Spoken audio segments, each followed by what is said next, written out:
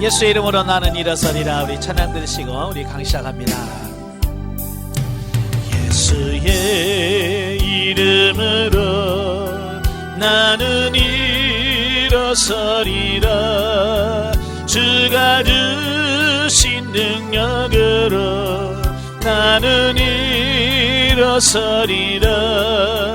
원수가 날 향해 와도 쓰러지지 않으리. 주가 주신 능력으로 주가 주신 능력으로 주가 주신 능력으로 일어서리.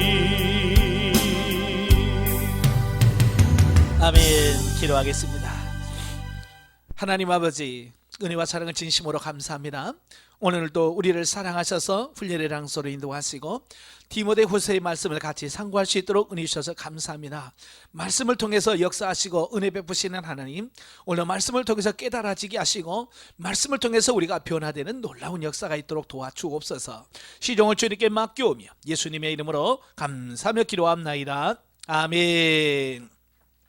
이 시간 우리 디모데후서를 같이 보도록 하겠습니다. 교재 161페이지입니다. 디모데후서에 서론저기가 나오게 되어지는데요. 제목을 보시면 본서는 바울이 당시 에베소 교회에서 목회를 하고 있던 사랑하는 동역자요, 믿음의 아들인 디모데에게 보낸 두 통의 편지 중에 두 번째 편지다라고 합니다. 그래서 원전의 제목은 프로스 티모테온 베타, 디모데에게 보내는 둘째 권이라고 하는 제목이 붙어져 있고요. 예, 저자는 본서시는 본서 첫머리에 언급된 것처럼 사도 바울이 기록했다. 1장 1절과 2절에 나오죠. 자, 그런데 그럼에도 불구하고 이제 19세기에 들어서 유럽의 그 자유주의 비평학자들은 두 가지 이유를 들어서 바울이 쓴 것 같지 않다라고 주장을 합니다. 자, 그들의 주장 첫째는 뭐냐? 본서에 기록된 사건들이 사도행전의 기사와 일치하지 않는다는 점이에요. 그러니까 사도행전은 바울이 그레데에서 복음을 전하고 그곳에 디도를 남겨준 사실들이 나타나지 않고요. 또한 그가 디모데를 에베소에 남겨두고 떠났다라고 하는 것은 사도행전이 나오지 않는다는 겁니다. 또 두 번째 주장은 본서의 문체나 어휘가 바울의 초기 저술들, 그러니까 데살로니가 전서나 후서, 또 고린도 전후서와 비교해볼 때 많이 다르다는 얘기예요. 이런 두 가지 이유를 들어서 사도 바울이 쓴 것 같지 않다라고 주장을 합니다. 자, 그러나 바울의 저작을 의심하는 그와 같은 주장은 타당성이 없다는 겁니다. 왜냐하면 전에 디모데 전서에서 설명을 드렸지만 사도행전에 언급이 없는 것은 바울이 마지막으로 투옥한 기간인 AD 66년, 67년에 대한 기록이 본서신의 배경이란 말이에요. 그러니까 바울의 어휘나 문체는 시간의 경과나 수신자의 상황에 따라 다를 수 있다라고 하는 겁니다. 그러니까 이런 게 무슨 말이냐면 이 디모데후서는 사도행전의 기록이 멈춘 이후의 사건이란 말이에요. 그죠? 사도행전은 끝났어요. 1차 투옥, 감옥 투옥에 됨으로써 거기서 복음이 전파됐다라고 하고 끝나. 그러면 이 디모데전서는 전후서는 그 뒤에 1차 감옥에서 풀려난 이후에 사건을 기록한 거거든요. 그러니까 당연히 사도행전에 안 나올 수밖에 없죠. 왜? 미래를 쓸 수는 없잖아요. 또 한 가지는 문체나 어휘 이런 것은 상황에 따라서 또 시간에 따라서 달라질 수 있다라고 하는 거예요. 저도 보면 그래요. 시간이 지날수록 제가 설교하는 거나 강의하는 어떤 이런 내용들이라든지 이런 거 시간이 지날수록 달라져요. 옛날과 똑같지 않아요. 조금씩 달라지고 있어요. 그러니까 저도 이제 10년 전에 강의나 설교했던 테이프나 이런 걸 들어보면 아, 내가 그때는 그랬었구나. 내가 느껴. 그만큼 10년이란 세월 동안에 이게 바뀐단 말이에요. 깨달아지는 수준도 다르고 알아지는 것도 달라. 그러니까 당연히 시간이 흘러가면서 이건 처음에 쓴 거하고는 많이 달라질 수밖에 없지요. 그러니까 데살로니가 전서 같은 경우에는 AD 51년, 52년 거기에 썼잖아요. 근데 지금 이 디모데후서 같은 경우는 AD 66년경에 쓴 거예요. 그 15년, 16년 지난 이후에 쓴 서신이거든요. 10년이면 강산도 바뀐다는데요. 그지? 예, 많이 바뀌겠죠.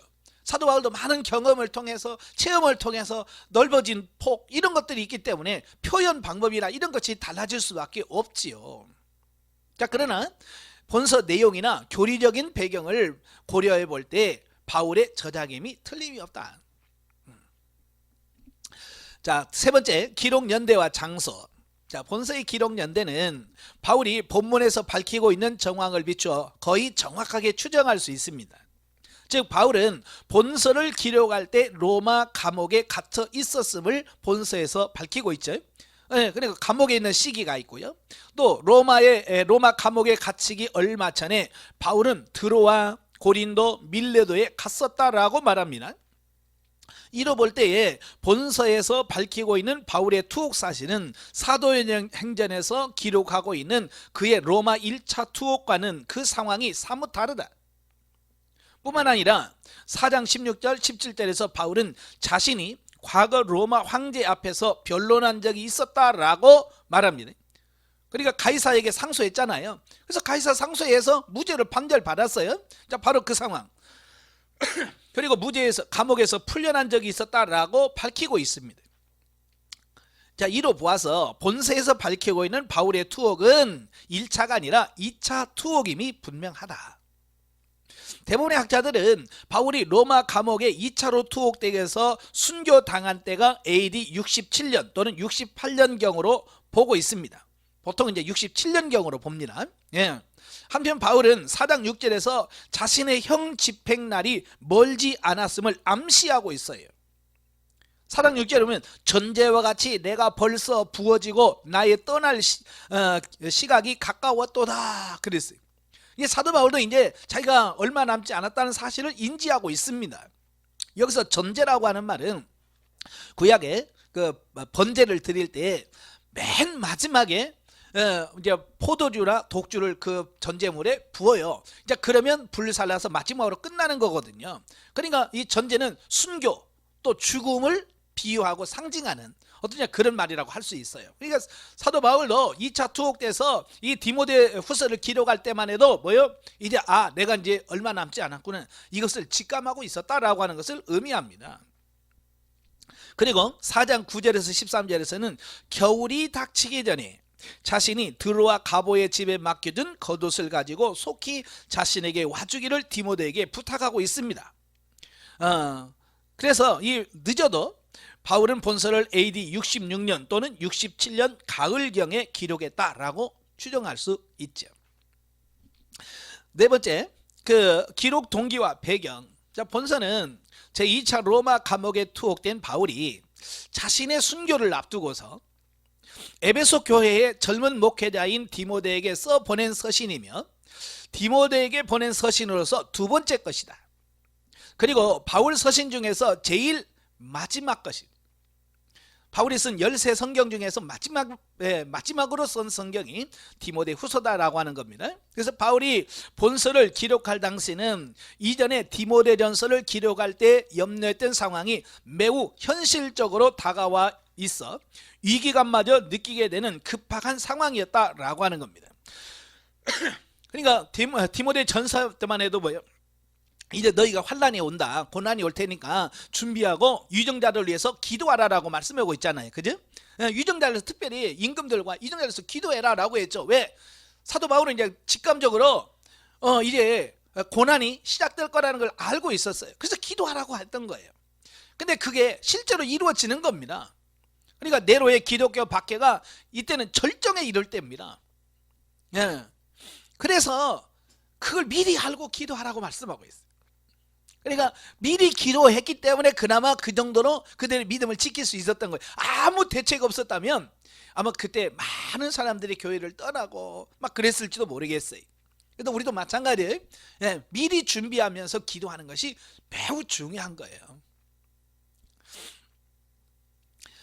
자, 먼저 교회 밖으로는 AD 64년 로마시의 그 대화재 사건으로 인해서 시작된 로마 황제 네로의 기독교 대박해가 처음에는 로마를 중심으로만 시행되다가 점차 로마 제국 전역에서 산발적으로 시행되기 시작했습니다. 이 박해로 인해서 바울 자신도 2차로 로마에 투옥되어 곧 순교를 당한 상황에 처해 있었다라고 하는 거죠. 자, 그리고 교회 밖에서 닥쳐온 이 같은 로마 제국의 핍박은 곧 그 교회 내부에 많은 이탈자를 발생시켰다라고 하는 겁니다. 그러니까 막 로마에서 핍박을 하니까 많은 사람들이 핍박을 견디지 못해서 교회에서 떠나는 배도자들이 많이 생겨나게 되었다라고 하는 겁니다. 이들 가운데서는 핍박으로 인해서 고난을 참지 못하여 할 수 없이 배교한 자들도 있었으나 보다 적극적으로 세상의 악한 세력에 편승하여 고의적으로 기독교의 진리를 해치며 사람들을 미혹하는 이단들도 많았다라고 하는 겁니다. 예. 자, 이건 뭐냐면 이제 이게 진짜 문제인데 어떤 어려움이 당하면 적당히 타협하고 그들과 적당히 손잡아 버리는 것을 말해요. 왜? 핍박을 피하기 위해서. 그러니까 로마 황제 숭배도 마찬가지예요. 로마 황제 진짜 믿음 있는 사람은 어떻게 하나님 외에 다른 사람을 섬길 수 없다, 신으로 안 된다 라고 해서 고난을 받아요. 그러나 믿음이 없는 사람은 아유 그냥 의뢰야, 그냥 한번 하고 뭐 하나님께 예배 드리면 되지라고 하는 사람이 분명히 있다 그 말입니다. 그 예가 우리나라도 있어요. 그게 뭐냐면 신사참배. 그죠? 처음에는 주기철 목사님을 유시로 해서 많은 목회자들이 반대했습니다. 그러다 일본에 엄청난 핍박이 오는 겁니다. 그러니까 그 핍박을 견디지 못해서 뭐요? 그냥 총회에서 결정을 내버렸어요. 그게 뭐요? 이건 국민 의례다. 이건 우상숭배가 아니라 라고 결정을 하게 되는. 마찬가지로 이때도 이런 사람들이 많이 생겨나게 되는 거예요. 그러니까 밖에 나와서는 우상에 절하고 또 한쪽에 모여서는 하나님 기도하고 이제 이런 사람들이 늘어나게 되는 거예요. 말세가 되면 이런 사람들이 많아질 것을 말씀해주고 있습니다. 그래서 교회 와서는 예배 드려. 근데 교회 밖에 나가면 안 믿는 사람은 똑같습니다. 이런 사람들이 많이 생긴다 그 말입니다. 바로 이런 상황에서 바울은 낙심하고 좌절하지 않고 비록 역경 중에도 교회가 하나님의 진리 말씀 가운데서 굳게 서기를 원했어요.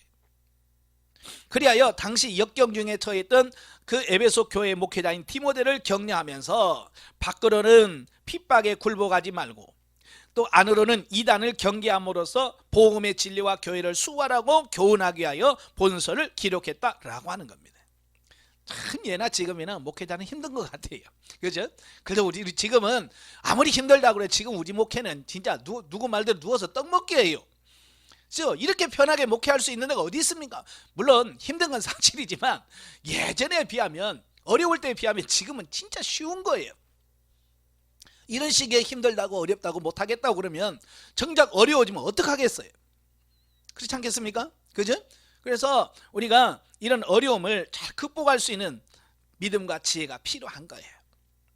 또한 바울은 세상 끝날까지 하나님의 교회와 성도들에 대한 사단의 하수인들인 이 세상의 핍박은 필연적으로 있는 바 이러한 핍박을 당하는 모든 세대의 교회 목회자와 주의 사역자에게 동참하는 모든 성도들로 하여금 어떠한 고난을 받더라도 인내하며 복음의 진리 사소와 복음 전파사에게 충성하도록 하기 위해서 본서를 기록했다라고 하는 겁니다. 한편 이 밖에도 바울은 본서를 통해서 디모데를 속히 만나보고자 하는 자신의 뜻을 전합니다. 이것은 자신의 죽음이 임박했음을 예감한 바울이 자신의 믿음의 아들인 디모데를 마지막으로 한 번 보고자 원했기 때문이다.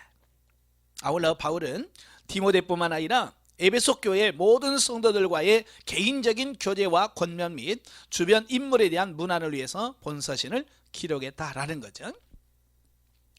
그래서 디모데후서의 특징을 보면 본서는 바울이 자신의 죽음을 앞두고서 최후로 기록한 서신이다. 자, 그러므로 단순한 격려와 권면의 글이 아니라 일종의 유언과도 같은 성격을 지닌다. 아마 여러분도 이제 삶이 얼마 남지 않았다 그러면 여러분 설교할 때 지금처럼 하시겠습니까? 예를 들어서 나는 이제 앞으로 6개월밖에 설교 못하고 나는 간다라고 생각했을 때 지금처럼 그렇게 하겠습니까? 아니죠. 어떻게든 그 영혼을 세우고 어떻게든 뭐 돕고 싶어하는 어떤 그런 마음이 있지 않겠습니까? 예, 그런 마음으로 그 바울의 그 안에 있는 그 사랑이 끌어오르는 어떤 그런 부분이 많이 녹아져 있다는 거예요. 두 번째로 본서는 일생 복음 전도자로 살았던 바울 자신의 신앙과 구원의 확신에 관한 표현들이 많이 기록된 책으로서 신앙 고백서적인 특징을 지니고 있다.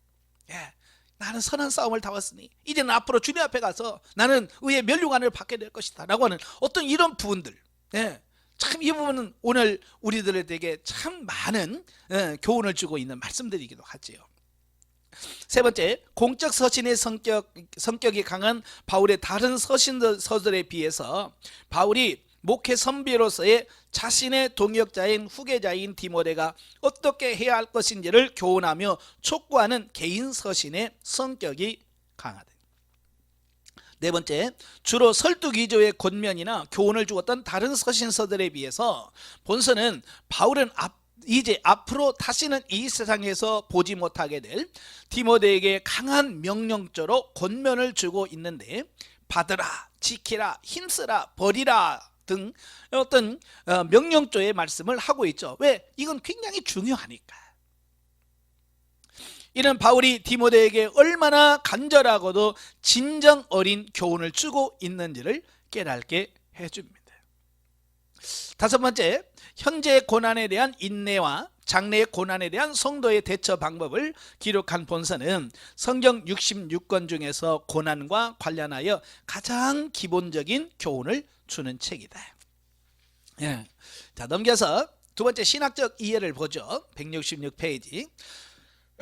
자, 디모데후서의 그리스도 기독론을 보면, 자, 본서는 성도의 바른 교회 생활과 신앙 생활 및 목회자의 목회 지침을 기록한 목회 서신으로서 다음과 같은 예수 그리스도와 그리스도의 구속 사역과 관련된 진리를 잘 보여주고 있습니다.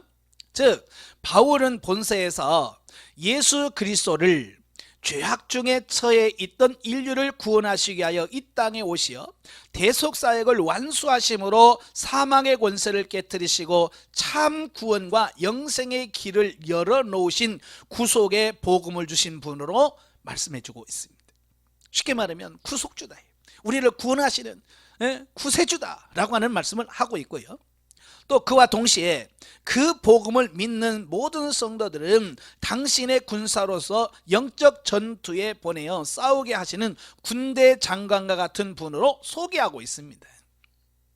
예, 그러니까 우리 믿는 사람들은 그냥 일반인이 아니라 십자가의 군병들이라고 말이에요. 예, 하늘나라의 군사예요. 그리고 예수님도 그냥 그 군사의 대장이다. 이런 표현들을 하고 있는 거죠. 그래서 이 군대 장관 대신 그리스도께서는 사망과 죄의 권세를 깨시고 죽은 자 가운데서 다시 살아나셨던 분으로 당신의 군사된 모든 성도들이 영적 전투에서 항상 승리하게 인도하실 수 있는 뛰어난 장소이며, 궁극적으로는 성도들을 천국 구원으로 인도하시고 당신과 함께 영원한 영광을 얻고 의의 면류관을 쓰고 왕노릇하게 하시는 분으로 묘사하고 있습니다. 자, 그러므로 모든 성도들은 우리의 군대 장관 되시는 그리스도를 의지하여 영적 전쟁을 힘써 행하며 또 어떠한 고난이라도 두려워하지 말고 끝까지 인내하여 승리하는 삶을 살아야 할 것이다. 그럴 때에 그리스도께서는 우리가 가진 영원한 영광의 소망을 기약대로 반드시 얻게 하실 것이다 라고 하는 겁니다. 그러니까 우리가 섬기는 이 대장 대신 예수님은 일반 세상적으로 좀 힘들면 먼저 도망가고 어떤 그런 장관이 아니란 말이에요. 예수님은 뭐요? 몸서 먼저 가셔서 자기가 싸워서 그들을 구원해 내실 대장 대신 그분이다라고 말씀해주고 있고, 우리를 위해서 죽으시는 그분이다. 그러니까 그분은 우리가 믿을 수 있고 신뢰할 수 있다, 그 말입니다. 예, 그러니까 세상의 스포츠 선수도 마찬가지예요. 감독이 늘 뭐 잘 해가지고 이겨봐요. 그러면 선수들은 감독의 말을 잘 듣습니다. 왜? 감독이 쥐대로 하면 이기거든요. 근데 감독이 말한 대로 게임에서 져. 그러면 선수들이 감독이 야 너 가 그러면 가겠어요? 쥐는데? 그렇잖아요. 근데 우리 대장 대신 예수님은 가면 이겨. 그러니까 우리는 그 대장 대신 예수님의 말씀을 잘 듣고 순종할 수 있다. 이제 그 말을 하려고 하는 거거든요. 예수님을 잘 따라가시길 바래요. 예, 그러면 승리합니다. 예, 두 번째로 디모데후서의 신학적 주제. 자, 본서는 2차로 로마 감옥에 투옥된 바울이 자신의 순교를 앞두고 자신의 믿음의 아들이자 동역자인 에베소 교회 젊은 목회자 디모데에게 최후로 목회 사역 중에 당하게 되는 고난에 대하여, 특히 말세에 거세게 일어날 교회에 대한 세상 사람들의 핍박과 이단 공격에 대하여 경계하고 이를 담대함과 인내로 대처하며 그러한 상황 속에서도 목회자로서의 사명을 더욱 잘 감당하도록 하기 위해서 기록한 서신이다 라고 하는 겁니다. 저는 여러분도 목회를 해보셔서 알겠지만 목회를 하다 보면 전혀 예상하지 못한 일들이 많이 생겨요. 그죠? 예, 전혀 예상하지 못했던. 자, 그럴 때 참 난감할 때가 많죠. 그럴 때 이 바울과 같은 멘토가 있으면 어떡할까요? 그죠? 디모데는 그래도 행복한 사람일 거예요. 예, 힘들면 바울 같은 멘토에게 가서 지도를 받고, 예? 이런 부분을 받는다는 게 굉장히 복이거든요. 여러분도 마찬가지야. 목회하다가 여러 가지 힘들고 어려울 때 정말 찾아가서 깊이 있는 대화를 하고 문제를 같이 논하면서 도움을 받으시는 멘토가 있다라고 하는 것은 굉장히 중요한 거예요. 이런 분들이 없다면 여러분들 기도하시고, 더 중요한 것은 여러분이 그런 멘토자가 되는 거예요. 예, 멘토가 되어서 정말로 많은 목회자들을 바르게 인도할 수 있는 그런 삶이 더 중요하다고 보겠죠. 자, 이는 비단 당시 디모데 개인뿐만 아니라 하나님 나라 확장 사역에 여러 모양으로 참여하게 될 모든 세대의 목회자들과 성도들에게도 동일하게 적용되는 교훈들이다. 그러니까 디모데에게만 필요한 것이 아니라 오거는 모든 세대의 목회자들과 성도들에게도 도움을 주는 교훈들이다, 그 말이에요. 즉 바울은 본서에서 하나님의 백성된 신약시대의 모든 성도는 그리스도의 군사로서 사단과의 영적 싸움에서 승리하기 위하여 담대한 믿음과 인내로서 싸워야 함을 교훈하고 있습니다. 예. 그래서 본서에 나타난 기본 주제를 보면, 첫째, 이 세상이 예수 그리스도를 미워하고 그분을 대적하고 핍박하였듯 오늘날에도 무릇 그분을 신앙하며 그분의 복음을 전하는 자들에 대해서는 이 세상이 미워하며 갖은 핍박을 가한다라고 하는 겁니다. 네. 물론 오늘날 우리 한국 교회가 많은 욕을 얻어먹고 있어요. 그죠? 예. 사상 사람들 많은, 물론 교회가 우리가 잘못한 적이 많아요. 예. 예, 그렇지만 때로는 잘못이 없어도, 예, 잘못이 없음에도 불구하고 고난을 받는 경우가 있더라라고 하는 사실입니다. 참 애매할 때가 많아요. 최근 저희 교단에서도 이 재개발 지역에서 쫓겨나는 목회자들을 위한 대책을 지금 세우고 있어요. 저도 여기서 여기 전주에 오기 전에 재개발 지역에서 저도 이제 나와야 되는 상황이었거든요. 예. 참 교회라고 하는 것 때문에요, 정말 큰 소리도 못 치고, 예, 당해야 되는, 그 당해본 사람만이 아는 거예요. 예, 그 재개발 시작하기 전에는요 와서 참 좋게 말해요. 예. 저희도 그들이 협조하게 해서 교회도 회의하도록 빌려주기도 하고 다 그랬거든요. 그때만 해도 뭐 교회 좋아요 어찌고 하더니 막상 이제 보상하고 닦을 때 교회는 그 보상 제휴 싹 빼버려요. 권리금 그런 거 인정 안 해줍니다. 왜? 세금도 안 냈잖아요. 교회인데요. 교회는 지금까지 다 그랬어요 라고 하는 그 말 한마디로 뭐든지 싹 권리금도 없어요. 예. 겨우 이사비만 받아고 나오는 거예요.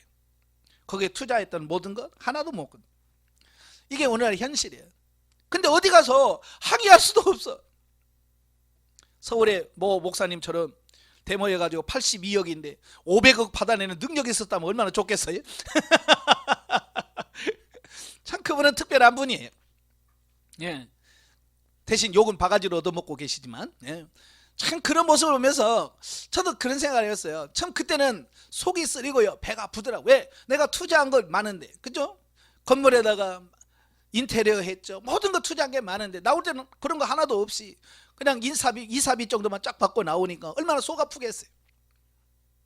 그런데 그래도 욕 안 하고 나온 것이 지금 보면 감사해요. 그냥 내가 손해보는 게 낫지, 그렇게 돈 좀 많이 받고 요거 더 먹는 것보다 훨씬 더 낫다는 생각이 들어요. 그러한 그때에 모든 성도들은 하나님을 생각하며 오직 능력과 사랑과 근신하는 마음을 가지고서 인내하며 그리스도의 고난에 참여하는 자들이 되어야 한다. 이는 우리가 하나님의 자녀로서 그리스도와 함께한 후사니 그와 함께 영광을 받기 위해선 고난도 함께 받은 것이 당연하다라고 말씀하고 있습니다. 그래서 오늘도 우리도 마찬가지예요. 이런 고난이 왔을 때 아이고 안 와야 되는 거 왔네 라고 하지 말고, 당연히 올 것이 왔구나. 그죠? 그래서 베드로도 똑같은 말을 해요. 이상히 여기지 마라. 고난이 오면 이상히 오는 거 여기지 말고 그냥 마땅히 여겨라. 오늘 저와 여러분이 이 마지막 때를 승리할 수 있는 비결이 뭐예요? 고난을 두려워하지 않는 거예요. 네. 아시겠죠? 승리하시기를 바라요. 자, 두 번째로 성도들은 모든 사단과의 영적 싸움에 있는 그리스도의 군사들이니 오직 대장 되신 그리스도의 명령을 쫓아 역정 중에도 굴하지 말고 반드시 승리해야 된다라고 하는 겁니다. 자, 그런데 여기서 이제 우리가 한 가지 주의할 게 있어요. 우리가 싸움, 그러면 육신의 싸움을 생각하기 쉽습니다만은 바울이 지금 그들에게 말하고 있는 것은 우리의 싸움은 혈과 육의 싸움이 아니다라고 말합니다. 눈에 보이는 사람과의 싸움이 아니에요. 그러니까 자칫 잘못하면 오늘 교회가 머리다 뛰두고 투쟁, 물러가라, 정권 다도 이런 걸 쓰고 똑같이 나서는 어떤 그런 부분으로 생각할 수 있습니다만은 사도 바울은 전혀 그런 부분들을 말씀하고 있지 않다라고 하는 거예요. 그건 뭐냐면 영적인 싸움으로 인식하지 못하고 혈과 육으로 인식한 거예요.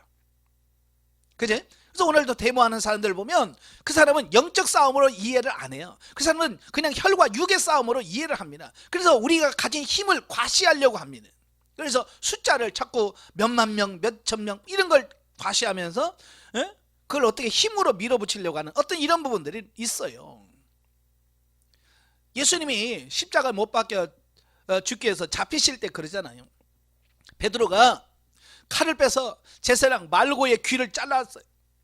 그러니까 예수님께서 베드로에게 야, 칼을 다시 꽂으라. 그러면서 뭐라고 그래? 야, 내가 힘이 없어서 지금 끌려가는 줄 아냐? 나는 12영도 되는 천군 천사가 있다. 한마디만 말하면 그 잡으러 쫄개들 얼마나 힘이 되겠습니까? 예? 구약에 보면 히스기야 시대에 아수르 왕이 그 예루살렘 쳐들어왔다가 하룻밤 사이에 천사가 가서 18만 5천 명을 시체로 만들어 버리잖아요. 그죠? 하룻밤 사이에 18만 5천 명 시체로 만드신 그분이 그런 능력 있는 천사들이 얼마나 많습니까? 이스라엘 천사 한 2명만 보내면 싹 쓸 수 있어요.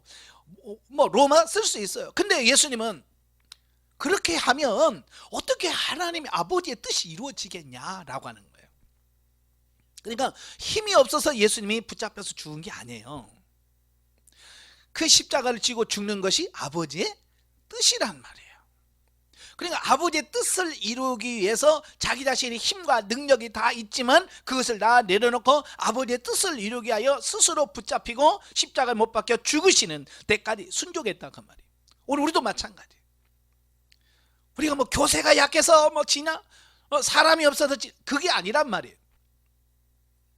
아시겠죠? 예. 그래서 우리는 예수님처럼 때로는 죽어져야 돼. 예수님이 죽었다고 실패했습니까? 아니에요. 죽었으나 승리했습니다. 어찌 보면 죽음으로 승리하는 거예요. 오늘도 우리가 죽어졌을 때 진정한 승리가 이루어진다라는 사실입니다. 그리고 승리의 비결은 우리의 죄악되고 연약한 성품에서 기인한 것이 아닌 오직 성도들 가운데 내주하시는 성령으로 말미암는 담대함과 하나님의 전신갑주로 무장하는 것임을 명심해야 한다. 그래서 에베소서 그러잖아요. 하나님의 전신갑주를 취하라. 입으라. 영적으로 무장하는 저와 여러분이 되셔야 됩니다. 자, 세 번째로 예수님께서도 예고하셨듯이 종말이 가까울수록 세상에는 배교와 도덕적 타락 그리고 거짓 교사의 책동 등의 타락상이 더욱 심해진다라고 말씀해 주고 있습니다. 이건 마태복음 24장에서 예수님도 이미 예언했던 말씀이고요. 그러므로 모든 성도들은요, 하나님의 말씀으로 각성하여 이를 경계할 뿐만 아니라 이단에 미혹되지 않기 위하여 더욱 경건 생활에 힘쓰며 하나님 앞에서 성결하기에 힘써야 한다라고 하는 겁니다. 예. 참 지금은 세상 문화와 어떤 기술뿐만 아니라 우리의 삶의 사고 방식까지 빠르게 바뀌고 있습니다. 얼마나 빠르게 바뀌는지 몰라요. 교회에서 목회하다 보면요, 60대와 40대 생각이 달라요. 또 40대와 30대 생각이 다르고요, 30대와 20대 생각이 달라요. 이 차이가 엄청나게 나요. 그래서 교회에서 30대하고 50대 만나면 대화가 안 될 때가 많아요. 그렇게 급속도로 사고와 가치관의 변화가 심하지 않는, 참 적응하기 어려운 거예요. 그러니까 목사 혼자서 이걸 참 20대부터 못하잖아요. 그래서 대부분의 좀 연세 드신 목사님들은 젊은 층을 아예 포기해버렸어요. 그죠? 그래서 지금 우리나라에 지금 우리 교회 중에서 40몇 %인가요? 아예 주일학교가 없잖아요. 예. 왜냐하면 연세 드신 목사님들이 이 커버가 안 돼. 젊은 청년층을 이걸 리더가 안 돼버려. 그래서 아예 젊은 층이었고 같은 층 50대 60대 성도들만 보고 목회를 하고 있는 그런 교회가 수두룩하는 거예요. 참 이게 문제겠네요. 저도 사실 힘들어요. 예전에는 제가 전도사 때 유치부 애들 잘 어울렸어요. 처음에 제가 96년도에 교회 개척만 할 때마다 제가 유치부 교사를 했어요. 담임 목사하면서 유치부를 했어요. 근데요, 지금 하라면 못해. 이게 안 돼. 말도 안 되고. 예? 제가 안약에서 해보니까 아이고 유치부는커녕 유년부도 안 되더라고. 참 그걸 보면서 야, 이게 나이가 먹으면 옛날엔 그렇게 잘했는데 이게 안 돼. 참 그런 걸 보면서 참 이걸 앞으로 우리 한국교회 미래가 어떻게 되나. 그래서 젊은 목회자들이 자꾸 나와서 젊은 세대 감각으로 그걸 또 젊은 세대를 끌어가야 되는데, 문제는 젊은 세대가 목사가 되어도 나이 드신 연세 드신 목사님 밑에서 위에다 맞추려고 하지 밑에를 맞추려고 하지 않는다는 거예요. 그지? 네, 위에 맞춰야 큰 교회라도 또 청빙받아서 가고, 그러니까 이 젊은 세대를 맞춰서 젊은 세대에 해야 되는데 이 젊은 세대를 이끌질 않아요. 참 그래서 우리 한국교회도 미래가 좀 그렇습니다. 위에서 여러분도 같이 기도하시면서 앞으로 이 한국교회를 어떻게 세워갈 것인가 고민을 좀 많이 하시면 좋을 것 같아요. 4번, 교회의 지도자적 위치에 있는 목회자는 먼저 경건훈련을 통해서 자신의 신앙 인격을 연마하고 또 하나님의 말씀의 견고한 터 위에 굳게 서서 외부적 핍박과 내부적 혼란으로부터 교회를 지켜야 할 사명이 있다라고 하는 겁니다. 사실 교회에서 가장 중요한 역할은 지도자예요. 그래서 지도자가 어떤 자세로 서 있느냐, 이게 굉장히 중요한 거거든요. 그래서 저와 여러분들이 더 기도하시면서 성경 지식뿐만 아니라 어떤 삶의 부분, 또 신학 인격적인 부분에서 정말 모든 사람들에게 본이 되고 그들을 잘 이끌어갈 수 있는 수준으로 성장하고 성숙해 가야 돼. 아시겠죠? 예, 제가 늘 말씀드리잖아요. 성도들은 설교를 듣는 게 아니라고. 설교를 듣는 것 같은데 그들의 눈은 어딜 보냐? 목회자의 삶을 보는 거예요. 그래서 목회자의 삶이 전혀 아니면 그냥 귓등으로 듣고 그냥 흘려 보냅니다. 그러나 목회자의 삶이 되면 정말 전폭적으로 지지하고 따릅니다. 그래서 삶으로 보여주는 목회자가 돼야 돼. 자, 세 번째, 디모데후서와 현대 성도. 자, 본서는 비록 바울이 당시 역경 중에서도 에베소에서 어렵게 목회하고 있던 디모데에게 보낸 편지다. 그러나 무릇 그리스도와 그의 복음을 위하여 살고자 하는 자에게는 누구에게든지 세상 끝날까지 지속될 사단의 획책으로 말미암아 필연적으로 고난이 임할 것이며, 특히 말세에는 이러한 고난이 더욱 거세게 일어날 것입니다. 이런 고난에 대한 대처 방법에 관하여 교훈을 베푼 본서는 어찌 보면 목회 사역이나 모든 신앙생활에서 고난은 필수 과목이에요. 우리가 학교 다닐 때 보면 선택이 있고 필수가 있잖아요. 그지? 선택은 내가 해도 되고 안 해도 되고 할 수 있지만 필수는 못 돼요. 내가 하기 싫어도 해야 되는 거예요. 그죠? 마찬가지예요. 이 고난이라는 것은 아마 여러분 이 세상에 사는 여러분도 마찬가지고 저도 마찬가지예요. 고난 일부러 받으려고 할 사람 없을 거예요. 어쩔 수 없이 하나님께서 통과해야 되니까 그걸 통과할 수밖에 없는 거죠. 필수니까. 그래 어떤 자세로 이걸 고난을 통과할 것인가 라고 하는 부분은 굉장히 중요한 거예요. 그냥 어쩔 수 없어서 그냥 마지못해서 보내는 것이 아니라 그걸 통해서 영적으로 성장하는 계기로 삼으면서, 그죠? 그 고난에 감사하면서 고난을 통과하면 도리 우리에게 큰 유익이 될 것이다 라고 하는 겁니다.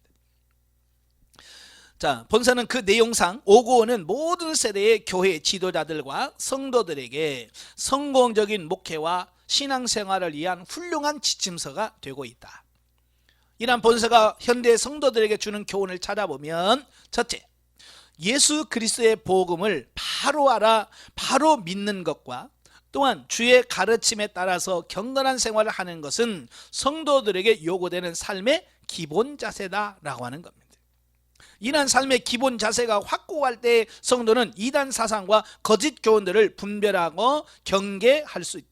해야 한다라고 하는 말이 지워야 되고요. 할 수 있다. 경계할 수 있다라고 고쳐야 돼요. 예. 참 모든 것 중에 기본이 제일 중요해요. 운동을 해도 기본기가 돼 있어야 되고, 뭐 공부를 해도 기본적인 게 있어야 되잖아요. 그죠?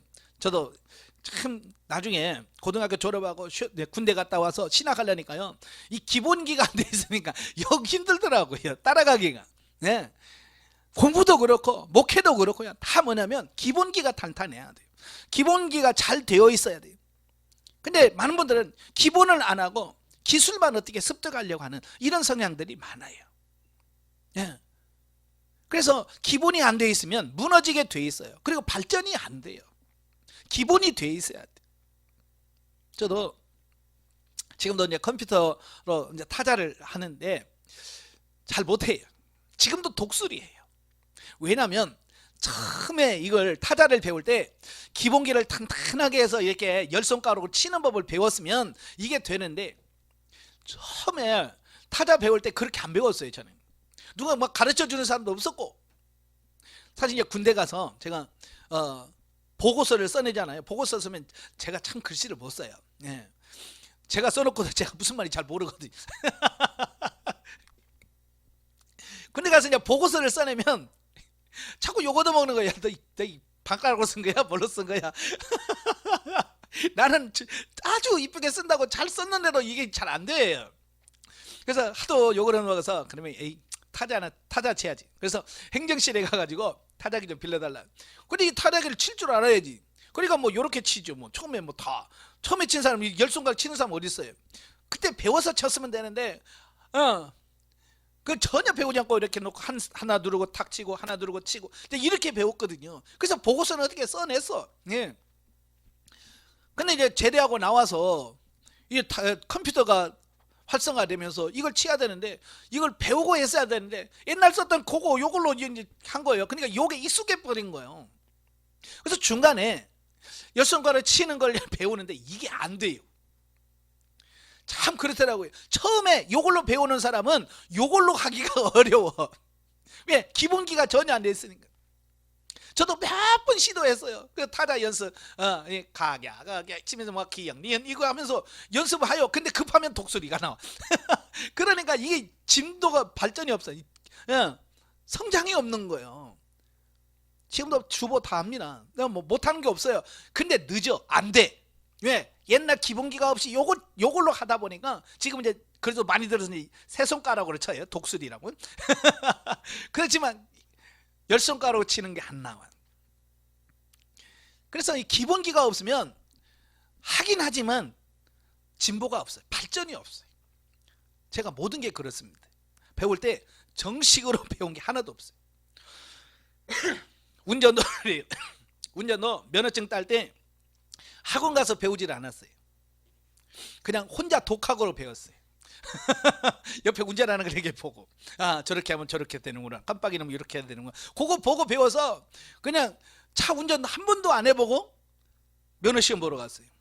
필기야 뭐 공부하면 되니까 첫 번에 한 번에 합격했지만 실기가 문제잖아요. 실기. 그러니까 저는 운전대를 언제 잡았냐? 면허 시험 보러 가가지고 처음 잡았어요. 그것도 일종 보통을 하니까 Z자, 지금 하는 사람 모를 거야. 처음에 Z자 통과한 다음에 T자 통과한 다음에 S자 갔다가 다시 뒤로 나온, 이제 이게 코스예요. 그리고 처음 타는 애도 Z, T 다 성공했어요. 이름만 가지고. S자는 가긴 잘 갔는데 나오지를 못하는 거야. 이 공식을 알아야 되는데 잘 가긴 잘 갔어. 싹 들어갔는데 뒤로 갔는데 이게 안 되는 거야. 왔다 갔다 되니까 시간 초과합니다. 내리세요. 그러더라고. 아이고. 그러니까 저는 처음부터 운전도 학원도 안 갔지. 또 베이스 기타도 그냥 남 치는 거 이렇게 보다가 그렇게 쳐. 그래. 그렇게 하니까 좀 돼. 그래서 쳐. 근데 정식으로 배우지를 못해서 누구를 가르치지도 못하고 늘 수준이 그거예요. 10년에 가도 그 수준이고. 왜? 이걸 알아야, 기본을 해놔야 그 다음부터 발전이 안 돼요. 그래서 저는 그래요. 배우려고 하는 사람한테 그냥 그렇게 치지 마라. 기본을 배워라. 학생들도 막 급하니까 막 드럼 같은 것도 그냥 막 두들겨 하면서 배우잖아요. 그러면 처음은 된다. 그러나 나중에 어느 수준에 가면 더 이상 발전이 없다. 모든 게 그래요. 악기든 뭐든지 기본부터 탄탄하게 해야 돼요. 이게 운동하는 애들도 보면 그렇잖아요. 기본기가 잘 되는 아이들은 계속해서 성장을 해요. 근데 기본기가 안 되면 어느 수준에까지는 잘해. 어느 수준까지 잘하는데 그 이상의 발전이 안 돼서 결국은 도태하게 돼요. 영적인 목회적인 부분도 마찬가지예요. 우리 목사님 기본이 뭐겠어요? 성경 지식이나 또 인격이라든지 이런 부분들이 기본 베이스가 쫙 깔려있는 분들은요 오래 목회를 해요. 그러나 그런 거 없이 말만 잘해가지고 설교 잘하는 사람, 그럼 언제 가면 미천 다 떨어지고요, 다 본색이 드러나 버려요. 그래서 저는 그래요. 목사님들에게 꼭 기본기를 튼튼히 해라.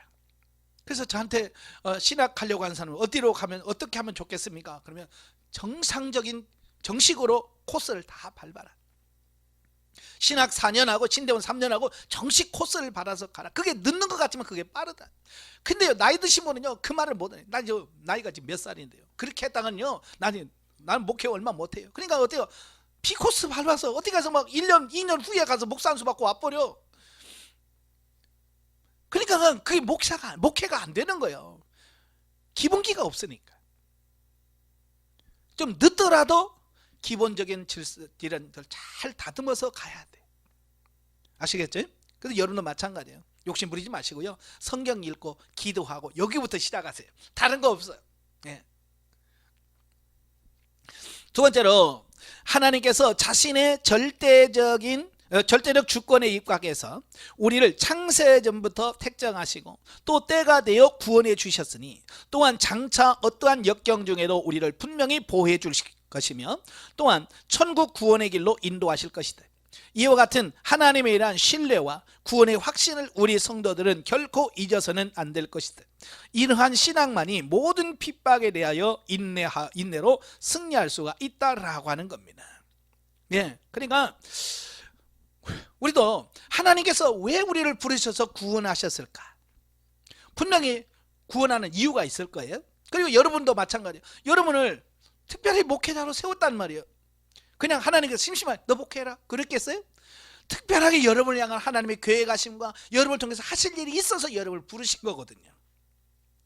예. 그러니까 우리는 그걸 깨달아야 하고요. 하나님이 그렇게 우리를 부르셔서 훈련시키셨다면 우리를 쓰시고 우리가 위험하고 어려운 일을 했을 때 그냥 버려두지 않으시고 우리를 구원하실 겁니다. 아멘. 그러니까 우리를 도와주시는 그분을 의지하면서 어려움이 와도 가득 참고 승리하시기를 바라요. 세 번째, 때가 악할수록 사람들은 하나님보다 자기를 더 사랑하며 온갖 불법과 육신의 정욕을 쫓아 행하게 된다. 그러나 성도는 오직 성령의 능력을 덧입어 의와 믿음과 사랑을 쫓아야 한다. 그리할 때 우리는 거룩한 하나님의 백성으로서 세상 사람들과 구별된 거룩한 삶을 산다라고 할 수 있을 것이다. 지금은 세상에 온갖 불법이 난무한 시대입니다. 예. 그래서 자칫 잘못하면 우리도 그 세상 풍조에 휩쓸려 갈 수밖에 없습니다. 예. 그래서 우리는 정신을 차려야 돼. 이 말세는 정신을 차려서 우리 세상만이 아니라 예수 그리스도와 하나님의 말씀에 걸맞는 삶을 사는 그런 거룩한 목회자, 성도가 되어야 된다라는 겁니다. 자, 넘겨서 구속사적 예를 봅니다. 하나님의 구속 역사 가운데 서 있는 바울은 오늘의 우리들에게 이루와 권면 그리고 나아가야 할 바를 알려주고 있다. 하나님은 이처럼 바울을 통해 당신의 백성들에게 세상의 지혜는 어두워지게 하고 성령으로부터 오는 신령한 지혜를 주시기를 원하신다라고 하는 겁니다. 예, 그러니까 세상에는 바보가 되고 영적으로는 지혜자가 되길 원해요. 참 그런데 보면 현대인들은요, 육신의 눈은 얼마나 밝은지 몰라요. 성도들을 보면 육신적인 것은 어디 가야 돈 버는지 하여간 그걸 뻔하게 알아. 근데 영적인 부분에는 깜깜하단 말이에요. 우리도 똑같으면 안 되겠죠. 우리는 영적인 데 눈이 열려져야 돼요. 돈 못 벌어도 괜찮아요. 우리 왜 목회자는 돈 벌려고 목회하는 거 아니잖아요. 그죠? 목회자는 돈 버는데 빠삭해 갖고는 안 돼요. 우리는 하나님의 말씀을 알고 영적인 진리를 아는데 지혜가 있어야 되고 거기에 밝아져야 해요. 그리스도 예수의 사도로 자신을 소개한 바울은 먼저 하나님의 뜻으로 말미암아 사도가 되었음을 선포하고 성도들에게 믿음을 권면하며 특히 용기를 가질 것을 말씀하여 준다. 이어 진리를 굳게 잡을 것을 말씀한다. 그리고 믿음의 배반자와 믿음을 지킨 자를 대조하여 보여준다. 충실한 자와 불충실한 자, 강한 자와 약한 자, 신뢰할 만한 자와 믿을 수 없는 자의 대조가 가히 충격적인 것이다. 우리는 날마다 자신을 돌아보아서 영에 속한 사람으로 살아갈 수 있도록 성령께서 모든 것을 의탁하는 삶을 살아야 한다. 우리도 좀 우리 자신 한번 잘 되돌아보셔야 됩니다. 많은 사람들이 염소이면서 자기를 양으로 착각하는 사람들이 많아요. 싹군이면서 진짜 참 목자인 줄로 착각하는 사람 많다 그 말이. 그러니까 이 착각해서는 안 돼. 진짜로 착한 목자가 되고 선한 목자가 되어야 돼. 아시겠죠? 특히 이 장에서는 그리스도를 위하여 고난을 인내할 것을, 그리고 승리로 인도하시는 인내의 가장 중요한 가장 궁극적인 모범이신 다윗의 씨로 죽은 자 가운데서 다시 살아나신 예수 그리스도를 소개합니다. 또 이 장에서는 불신앙에 대한 예언을 통해 자기를 사랑하지 말고 돈을 사랑하지 말고 교만하지 말며 라고 말씀하고 있습니다. 이 시대를 살고 있는 우리들에게도 모두 해당되는 말씀입니다. 하나님께서는 구속사 가운데 다양하게 펼쳐놓으시고 순종하는 이들에게 복을 주시는데 본서를 통해 말세의 성도들이 나아가야 할 바를 제시해주고 있습니다. 그래서 우리도 고난 중에 인내해야 되고요, 세상과 물질이 아닌 하나님을 의지하고 하나님만 믿고 사는 그런 성도가 되어야 됩니다. 자, 영적에 봅니다. 자, 바울은 복음 사역을 위하여 받는 고난을 두려워하는 디모데에게 권면의 말씀을 전합니다. 사실 고난은 두려워하지 않을 사람 어디 있습니까? 그죠? 저도 말세에 그러면 두려운 건 사실이에요. 그러나 주님이 도와주신다는 확신이 있기 때문에 두려움에 떨고 있지 않고, 두렵지만 하별만 하다 라고 하는 확신을 갖는 거죠. 디모데도 마찬가지일 거예요. 바울을 통해서 고난이 온다. 말세에 고난이 온다 이미 들었어요. 아마 디모데도 그런 부분을 통해서 고민 많이 했을 것 같아요. 그래서 본서에서 전하는 바울의 메시지는 하나님의 은혜를 체험했으나 주의 말씀을 위하여 고난에 동참하기를 두려워하는 믿음이 연약한 성도들에게 주시는 말씀이기도 하다. 그러니까 그 사람의 믿음은 그 사람의 말로서 확인할 수가 없어요.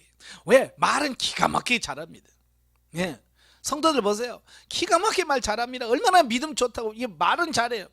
근데 그 믿음은 고난 왔을 때 보면 확연하게 드러납니다. 그죠? 어떤 어려움이 왔을 때 그 사람의 믿음이 확실하게 드러나요. 그러니까 평소에 믿음이 좋아 보였던 사람이 고난이 오면 아무것도 아닌 것을 보게 돼요. 그지? 고난 속에 완전히 무너져 버리는 사람이 있어요. 또 반대로 평소에는 정말 저 사람 믿음이 있나 라고 생각했던 사람도 고난이 오면 흔들림 없이 쫙 나가는 모습을 본다 그 말이에요. 자, 그걸 보면 평소에 우리가 보던 사람하고 전혀 다를 때가 많아요. 제가 영성을 하면서 상담을 하는데 어느 여집사님이 저한테 와가지고 자기 남편에 대해서 그렇게 흉을 보는 거예요. 예? 우리 남편은 기도도 안 하고 말씀도 안 보고 겨우 주일만 지키고 막 그러면서 남편 흉을 막 봐요. 예. 그 자기는 믿음이 대단하대. 예, 상담을 하니까 광야 5예요. 예. 그래서 남편이 그 다음 왜 훈련 받으러 왔어요. 예. 그래서 이제 훈련 받고 상담하니까 그분은 광야 6이야. 그러니까 여집사님 뚜껑 열렸어. 뭐냐면 자기보다 기도도 안 하고 봉사도 안 하고 아무것도 안 하는데 어떻게 남편이 자기보다 믿음이 좋을 수 있냐는 거야. 자기는 봉사도 많이 하고 이렇게 막 기쁘게 사는데. 그래서 보는 거하고 다르다. 보는 거 다르다라고 얘기했거든요. 근데 처음에는 막 그게 이제 마음에 안 든 거예요. 근데 나중에 어느 단계 가니까 그분이 와서 스스로 그래. 정말 남편이 믿음이 있더라고요. 뭐래도 어느 환경에도 흔들리지 않고 요동하지 않고 그냥 주님만 바라고 가는 그게 그게 변함이 없다는 거예요. 근데 자기는 환경이 좋으면 막 좋았다가 좀 환경이 나쁘면 팍 떨어졌다가 이게 기복이 심하는 자기를 발견한 거예요. 근데 남편은 변함이 없다는 거예요. 꾸준히 힘들어도 그냥 묵묵히 가고 기뻐해도 그냥 가고 그냥 좋아도 가고 그런 모습을 보면서 아 역시 남자들은 겉으로 드러난 거 다르더라. 예. 근데 이제 가끔 보면 교회에서도 그래요. 하여간 여집사님들 만나면 남편들 흉 많이 봐요. 예? 믿음 없다고. 근데 가만히 보면 사실은 여집사님이나 남편이 더 믿음 좋을 때가 많거든요. 예. 그래서 눈에 보이는 것으로 판단하고 평가해서는 안 돼요. 자, 믿음의 초보자는 거듭나고 죄가 처리되고 영적으로 성숙하기 위해서 받는 고난이 있고, 고난도 그 사람의 수준에 따라 달라지는 겁니다. 이게 초보 단계에서는 그냥 영적으로 거듭나고 죄를 처리하고 영적으로 성장하기 위해서 고난이 있어요. 그러나 좀 더 성숙한 자는 복음을 위하여 그리스도의 고난에 동참하는 단계에 이르게 됩니다. 예. 그래서 복음 증거가 되는 곳에서 핍박과 고난이 따르게 되어 있다. 고난을 통과하지 않고서는 육체의 정욕이 처리되지 않는다. 참 하나님이 우리를 사랑한다고 하면서 고난을 주는 이유가 이거예요. 고난을 안 당하면 육체의 죄가 끊어지질 않아요. 육신의 정욕이 끊어지질 않습니다. 그래서 하나님은 우리를 사랑한다라고 말해놓고 고난을 줘. 왜? 그래야 죄가 끊어지니까. 바울은 주를 위해서 복음을 위해서 받는 고난의 의미를 알았기 때문에 복음과 함께 고난을 받으라 라고 말씀하고 있는 거예요. 그래 이런 의미를 아는 사람은 고난이 축복입니다 라고 말해. 근데 이런 의미를 모르는 사람들은 전혀 이해가 안 되는 거야. 어떻게 고난은 힘든 거지? 왜 그게 축복이냐? 계속 반문을 합니다. 여러분 고난을 통해서 어때요? 우리 육체의 정욕이 끊어집니다. 죄가 끊어집니다. 그래서 죄가 축복인 거예요. 죄가 축복, 고난이 축복인 거예요. 예. 그래서 고난이 올 때 감사함으로 그걸 잘 통과하면서 우리가 끊어야 될 것은 하나씩 끊어내는 이런 작업이 필요합니다. 자, 본서에서 바울의 삶은 성도가 나아가야 할 영성적인 삶의 귀감이 된다. 영적인 삶은 주님을 사랑하는 사람으로 변화되는 것이다. 영적인 성장함에 있어서 자기를 위한 이기적인 삶은 곤고하며 참된 기쁨과 안식을 누리지 못하는 체질로 바뀌게 된다. 우리의 삶이 주와 및 복음을 위하여 자기를 아끼지 않는 신앙으로 성숙하여야 된다. 아멘. 예. 그러니까 우리가 성장할수록 희생자고 헌신하는 삶을 살아야 돼요. 이기적인 자기 육신의 욕망을 위해서 사는 삶을 살면 안 됩니다. 철저하게 이제 그분을 위해서 희생하고 헌신하는 우리가 되어야 될 줄로 압니다. 자, 넘겨서 보면 참고로 그 디모데라고 하는 인물에 대해서 잠깐 살펴보겠습니다. 성경에 디모데라고 하는 이름이 참 많이 나와요. 디모데라고 하는 인적 사항을 보면 디모데라고 하는 이름의 뜻은 하나님께 사랑받는 자라는 뜻이에요. 참 그러면 이름을 잘 지어야 될 것 같아요. 그죠? 물론 또 장명소 가서 이름 잘 지은다고 다 사는 건 아니에요.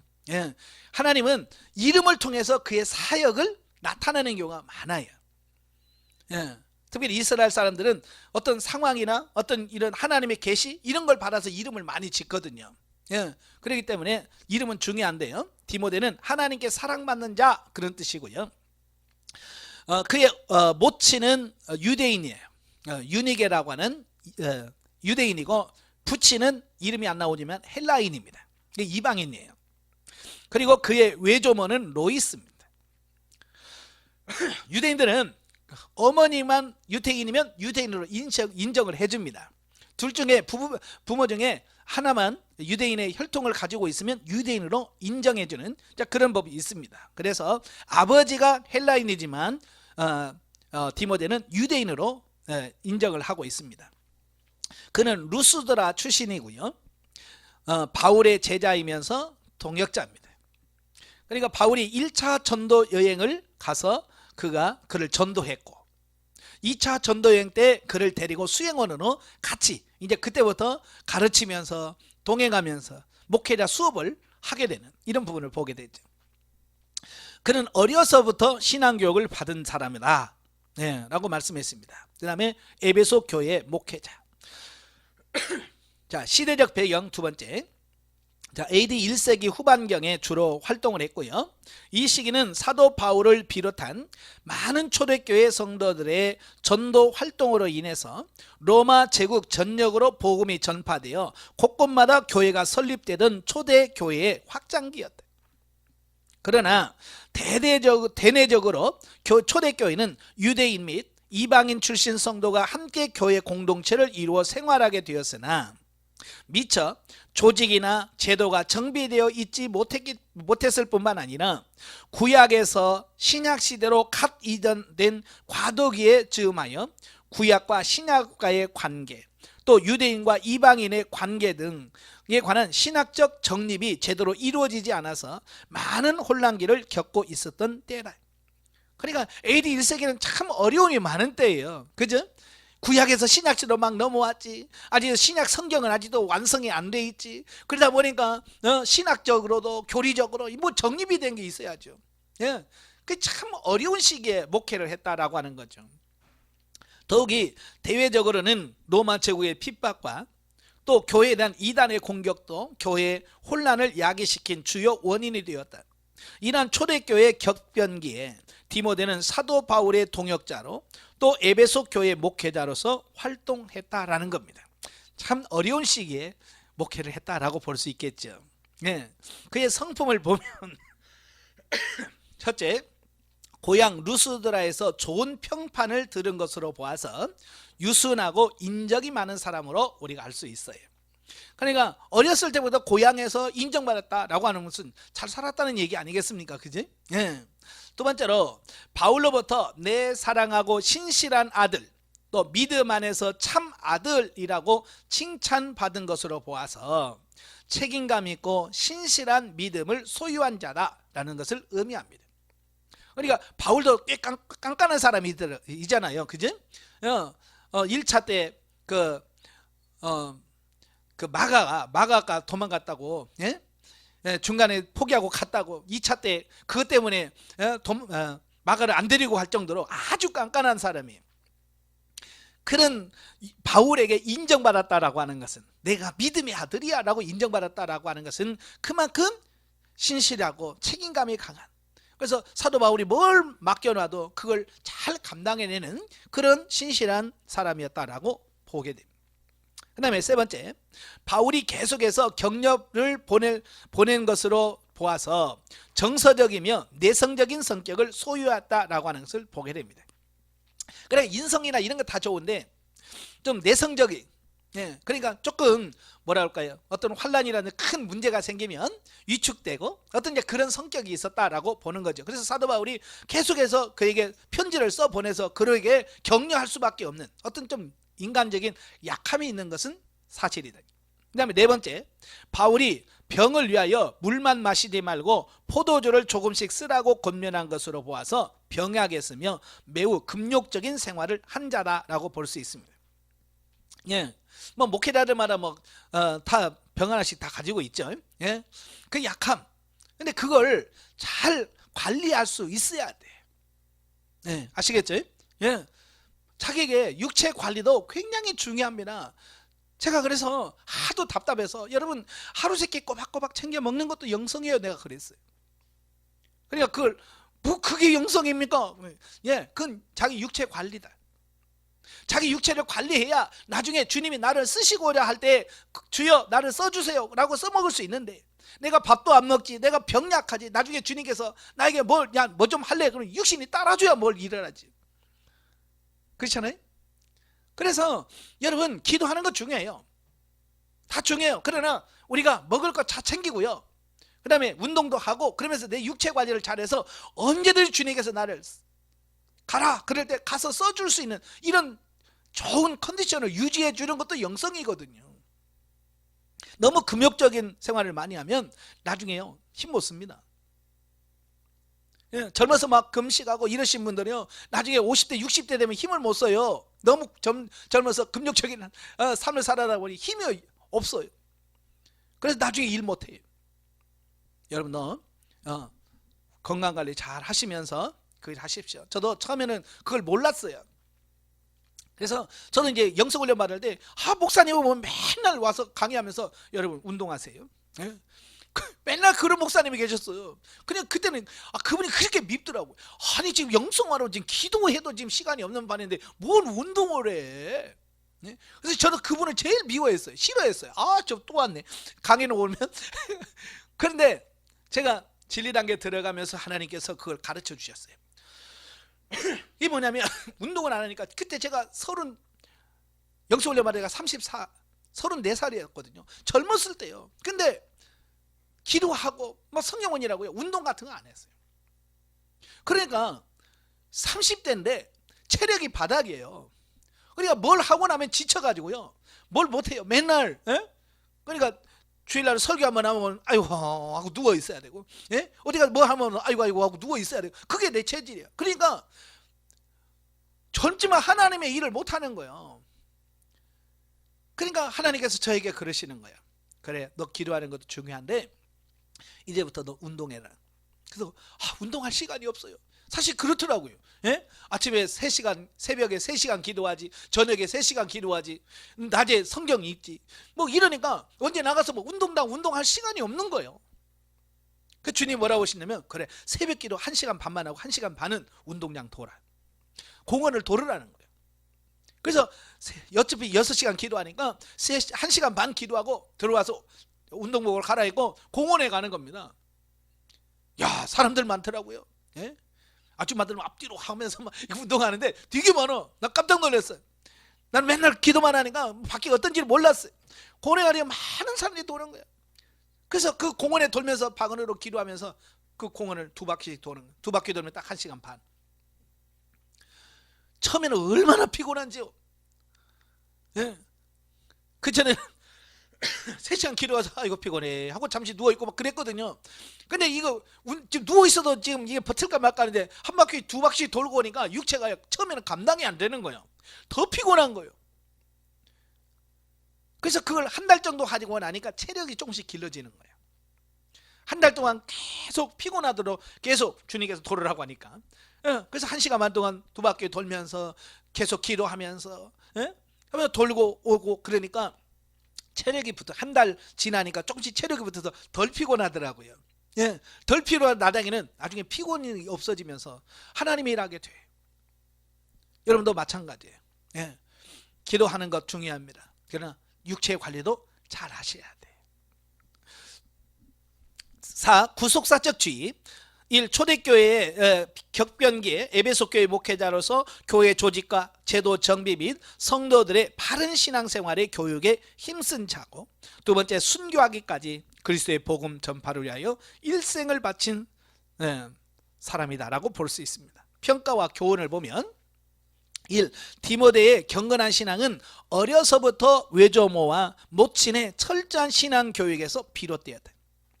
이는 어린 시절의 신앙 교육이 자녀에게 얼마나 중요한지를 잘 보여주며 세속 학문을 익히기 위한 학교 교육에 치중하여 신앙 교육을 소홀히 하는 오늘날의 기독교인 가정의 훌륭한 귀감이 된다. 오늘 많은 사람, 어린 자녀들이 교회에서 자꾸 떠나요. 물론 주일학교는 있어. 근데 중고등부로 올라가면서 떨어져. 대학교 들어가면 아예 나가. 왜 그럴까요? 예, 정말로 그 아이들에게 예배하고 신앙적인 걸 가르치지 않아요. 저도요, 안양에서 목회하다 보니까 여름에 부모들은요, 자녀 교육에 대해서 굉장히 이걸 갖고 있잖아요. 그래서 예, 아이가 저희 교회에서 와서 아이를 낳아. 그래서 어느 정도 크잖아요. 4살, 5살 되면 목사님 큰 교회로 갈래요. 아니 왜요? 근데 큰 교회는 아이들에 대한 프로그램이 많다는 거예요. 그래서 아이를 신앙적으로 키우기 위해서 큰 교회 가서 체계적으로 이걸 교육하고 싶다는 거예요. 참 그때 가지 말라고 붙잡기도 그렇더라고요. 그래서 알았다고 축복해서 보내요. 근데 문제는 뭐냐면 그 아이들이 열심히 가서 교육을 받는데요, 믿음이 자라질 않아요. 그래 고등학교 들어가도요, 애가 성장이 안 돼요. 그런데요, 우리 교회에서 그냥 어른들하고 같이 예배드리고, 네? 같이 기도회 때 막 같이 기도하고, 걔네들은요 중학교 가도요 믿음 잃지 않아요. 성인이라도 믿음 잃지 않아요. 자, 그걸 보면서 프로그램이 사람을 변화되는 거 아니에요. 아이들의 믿음을 어떤 프로그램으로서 아이들의 믿음을 자라게 할 수는 없어요. 그래서 어른들하고 같이 기도하면서 해야 돼요. 여러분 서부 미국이라는 이런 교회 보면 사실은 주일학교 애들은 다 같이 어린 손자부터 할아버지 할머니들까지 같이서 모여 예배 드려요. 예. 그래서 그 아이들이 어른들로부터 믿음을 받고 어른들이 예배 드리는 모습을 보면서 그걸 본받고 가면서 따라가면서 바뀌어지고 변화되는 거거든요. 근데 우리는 어때요? 교회 앞에까지 갔다가 엄마 부모 따로 애들은 따로 교육 프로상 좋지요. 그러나 어른들을 보면서 어떻게 예배 드리는지 이걸 보면서 잘하는, 그게 안 돼요. 예, 그래서 같이 예배 드리는 것이 가장 중요해요. 아시겠죠? 예. 그 다음에 두 번째로 디모데가 자신의 내성적 성격과 병약한 육체에도 불구하고 복음 사역을 충실히 감당할 수 있었다는 것은 성령의 도우심과 동역자들의 끊임없는 관심과 애정 그리고 기도 때문이었다.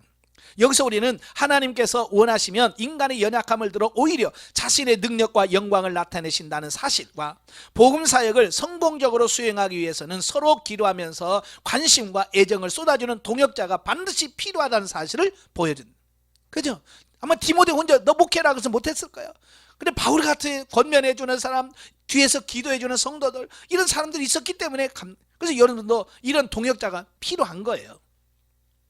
세 번째, 바울은 디모데를 내 사랑하는 신실한 아들, 믿음 안에서 참 아들이라고 칭할 만큼 그를 믿음으로 양육하였으며 또 자신의 후임으로 에베소 교회를 돌아보도록 하고 격려 편지를 보내는 등 디모데의 목회를 위하여 힘써 협력하였다. 이는 복음을 전파하는 데 있어서 자신만을 돌아보며 급급할 것이 아니라 바울이 디모데를 양육한 것처럼 후세들을 힘써 양육하고 애정으로 협력해 주는 일이 얼마나 중요하고 효과적인지를 잘 보여주고 있다. 그래서 우리 교회, 내 성도만을 위해서가 아니라 서로 도와주고 협력해서 우리 교회를 세워갈 수 있는 그런 동역자들이 서로 되셔야 돼요. 저도 마찬가지요. 저를 가다가 이런 개척하는 교회에 있으면 그 교회 누군지도 모르지만 기도해 줍니다. 하나님, 저 교회 하나님께서 축복해 주소서. 예. 지금 교회가 어려운 시대인데 하나님께서 힘주셔서 넉넉히 이기해 주세요라고 기도합니다. 왜? 우리 교회가 아닌데? 아니요. 하나님 안에라고 우리 모든 교회는 한 형제요 자매이고 그렇잖아요. 그죠? 하나의 공동체잖아요. 그래서 여러분도 이런 넓은 마음을 가지시고 서로 협력하면서 교회를 세워가시길 바랍니다. 네, 기도하겠습니다. 하나님 아버지, 오늘 디모데 후서의 서론적 이해를 살펴보았습니다. 참 이 시대가 참 디모데 후서가 에베소에 목회하는 시대처럼 어렵습니다. 그럴 때 우리가 정말 인내하는 믿음을 가지고 지혜롭게 이 난관을 잘 통과할 수 있는 우리들이 다 될 수 있도록 도와주옵소서. 우리 육신의 사고가 벗겨지게 하시고 서로 협력하면서 이 우주적 하나님의 교회를 세워갈 수 있는 저희들이 다 되어지게 하옵소서. 예수님의 이름으로 감사하며 기도합나이다. 아멘. 하나님께 드립니다.